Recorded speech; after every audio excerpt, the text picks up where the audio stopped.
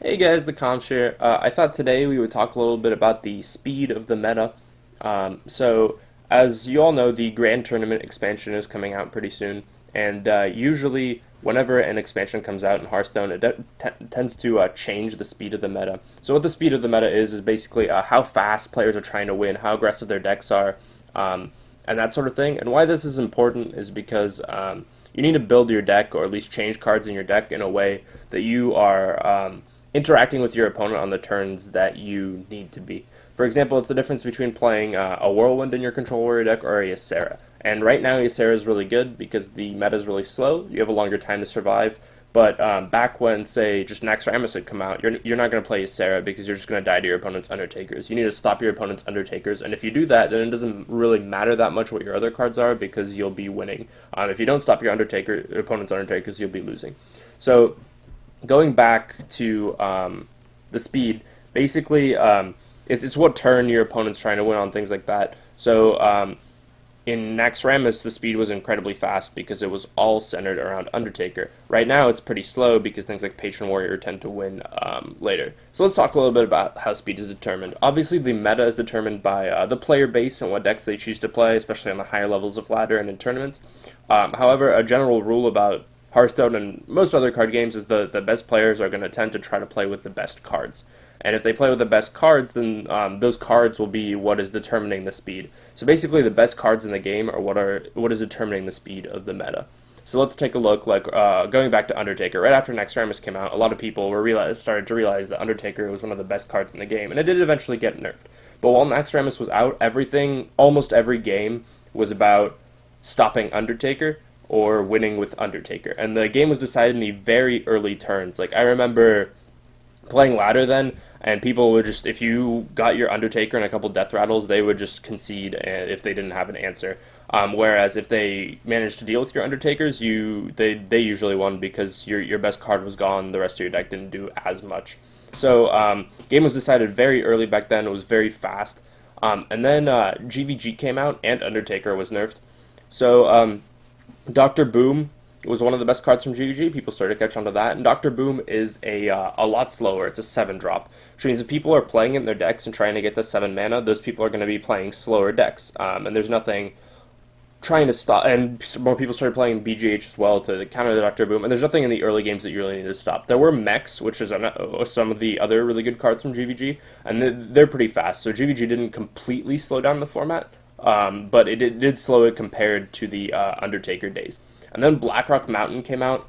The mech decks got considerably worse, and also Emperor Thorson and Grim Patron are two of the best cards from BRM, and those are significantly slower cards. Emperor Thorson you play to try to discount your hand and get incremental advantage that way, and while it does enable some combos, again, it comes down on turn 6, or if you're playing Druid earlier, but Druid's not the fastest deck either because combo happens later. Anyway, so Thorson comes down on turn 6, and Patron Warrior usually combos off. While can be explosively fast, that explosive fastness happens usually after turn 8 or maybe turn 7 if you got a Thorson. And it doesn't really pressure your life total a ton while it's setting up. It just plays Acolytes, draws cards, that sort of thing. So that slowed down the meta even further. And so now you can play things like Ysera. Ysera is really good right now, but back then it was laughable. Like, having Ysera in your hand when your opponent's going off with Undertaker would just have been awful. But right now, you can play it, and it's pretty slow. So looking at Grand Tournament, well, we don't have a full spoiler list yet, and obviously they could print a lot of cards that will still change the game. A lot of people have said there haven't been many great cards yet, although, again, people tend to be wrong about that sort of thing. They tend to undervalue cards like Dr. Boom, for example. But there's probably not going to be a new tribe or strong tribal synergies, otherwise they would have teased or spoiled some of those cards. It looks to be centered around the Inspire mechanic and hero powers and doing things when you hero power.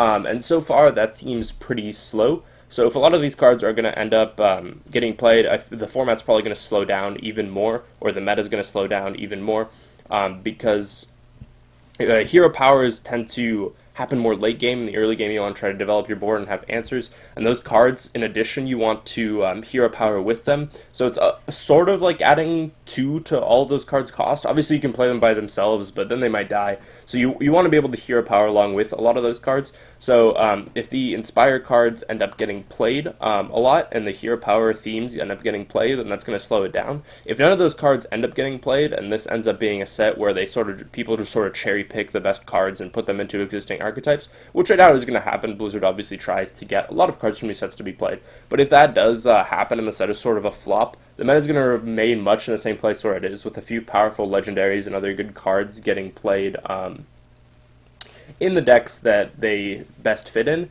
and so it's also going to stay fairly slow.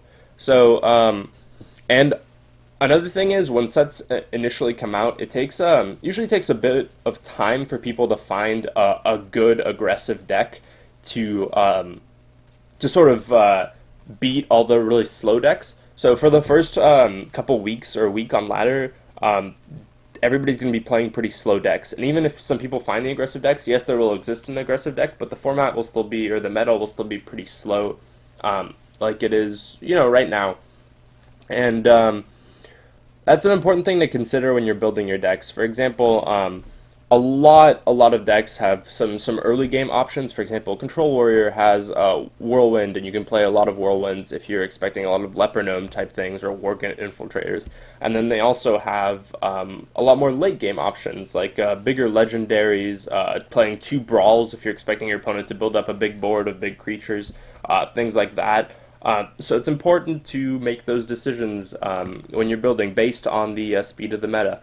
Some Patron Warrior decks are now playing 1 Flyer War Axe, and that's okay because you don't need the axe as much, you need the Death Bite, because your opponent's not going to be developing their board as rapidly, and you don't need that answer to Undertaker, for an example. Whereas in the past, cutting Fiery War Axe was just insane, like nobody would do that. We can look at like Priest. Priest has a lot of versatility in their cards, but they can play, for example, 2 Shadow Word Pains if they're expecting a fast format, or they can play like Mind Controls if they're expecting a really slow format. Although I don't know if the format will ever get slow enough for Mind Control or double Mind Control to be super great, but it's still definitely playable in some Priest decks. And basically the thing you want to look at is how fast do you think the average deck will be? What turns do I really need to interact with my opponent to prevent them from winning? And what are sort of the crucial turns of the game? And once you can figure that out, you can adjust your deck accordingly. Obviously, again, you can just sort of look at the best decks. They'll probably be automatically adjusted, and you can try to just copy those. But now at least you have the sort of notion that the speed at which people are trying to win really affects deck building decisions. And deck building decisions affect the speed at which people are trying to win. It's all very interconnected. It's pretty hard to analyze, but definitely you want to think about how fast the game is sort of getting when you build your decks and when you play, and keep that in consideration. Thank you so much for watching. Check out some of the other videos on TempoStorm.com, and have a great day.